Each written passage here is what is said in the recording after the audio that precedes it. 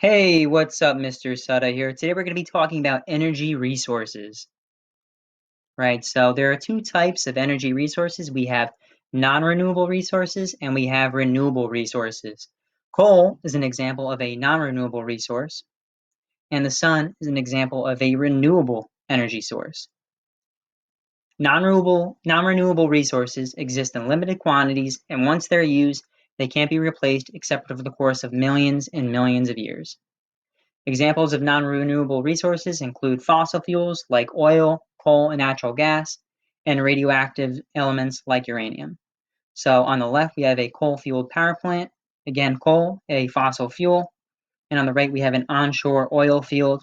Again, oil, a fossil fuel. Next, we have renewable resources. Now, these renewable resources can be replaced in a relatively short period of time, and most originate either directly or indirectly from the sun.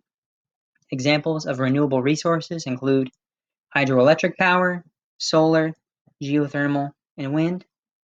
On the left, we see a collection of wind turbines used to generate electricity through the power of wind. And on the right, we have a smattering of renewable energy resources, including wind, solar, and hydroelectric. Right, so hydroelectric energy is energy obtained by flowing water. So as this water flows downhill, potential energy is converted into kinetic energy, which we can then turn into electricity. An example of hydroelectric energy are dams. However, hydroelectric energy has some positives and negatives.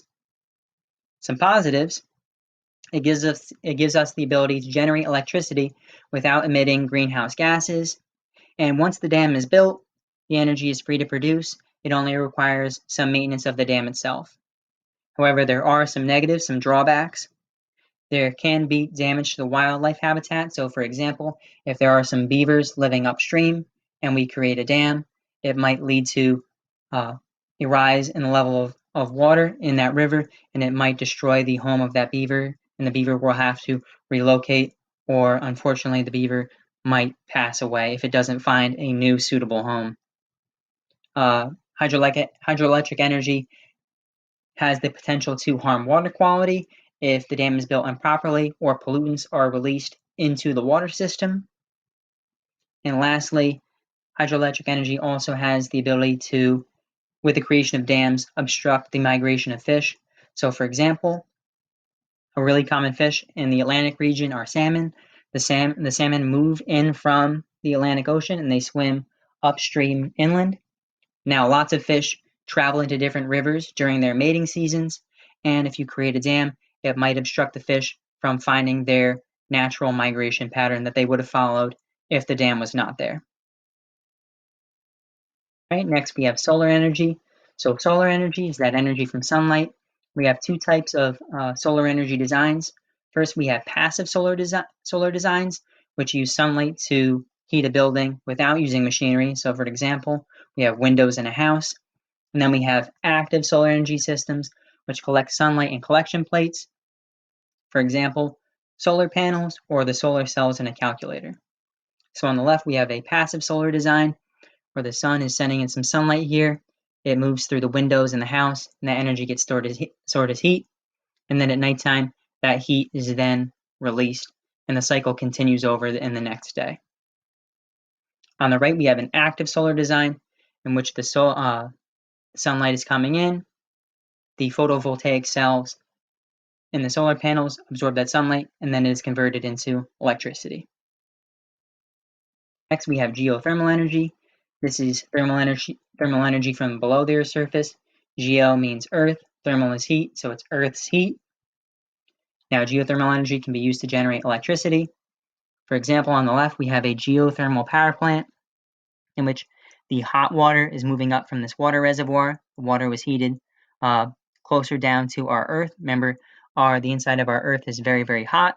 So that hot water comes up and it's generated into steam. That steam spins a turbine. The turbine then moves a generator, which generates electricity.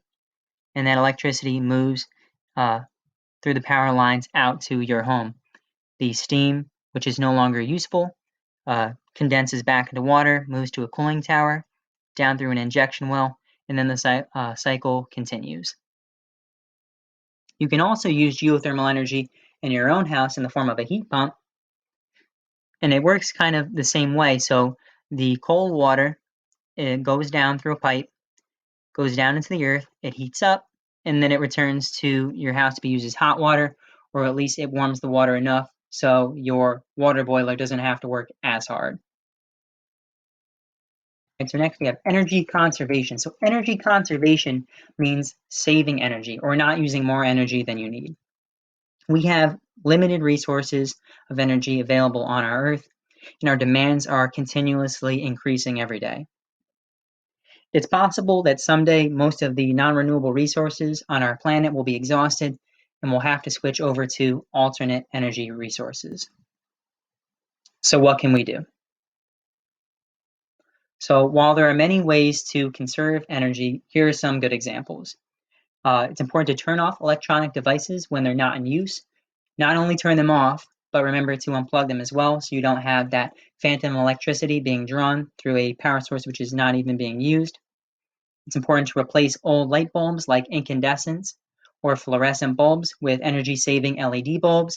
They may cost more upfront, but they're going to save you much more money in the long term. It's also important to use public transportation such as buses, subways, or trains, or to carpool when possible to reduce the amount of gas used by driving, therefore reducing our dependence on fossil fuels. All right, I'm going to leave you with think about this idea here.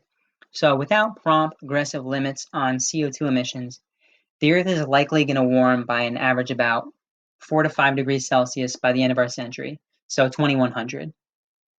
How big of a change is that? In the coldest part of our last ice age, Earth's average temperature was about 4.5 degrees Celsius below our average temperature right now. So let's call 4.5 degrees Celsius difference one ice age unit. So here we are today, about one ice age unit ago, 4.5 degrees Celsius on average cooler than it is today. Our entire Earth was covered in ice. This is 20,000 years ago. The Empire State Building was covered in a sheet of ice a half a mile high. Now it's just 4.5 degrees Celsius colder than our average today. So I want you to think about what's it going to look like when our average temperature is 4.5 degrees Celsius warmer in 2100. Right, let's extrapolate out a little bit further to 2 ice age units. So the Earth has been this hot, 2 ice age units ahead of our average today. It has been that hot before on the Earth, and we called this hothouse Earth. It occurred during our Cretaceous period. That's the time of the Earth when we had the dinosaurs. And at this point, sea level was 200 meters higher than than it is today. And at that time, there was no glaciers and there were palm trees at the poles. And you might think, well, nice big tropical Earth, that does sound super nice. Until you remember that we have a lot of low-lying cities in the United States. We have a lot of cities that are near or about at sea level.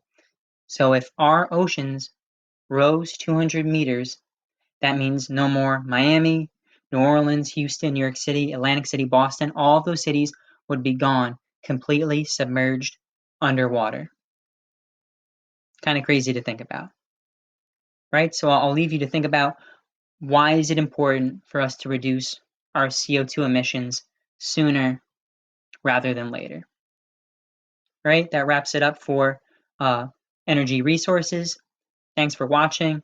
I hope you learned something, and I'll see you in the next video.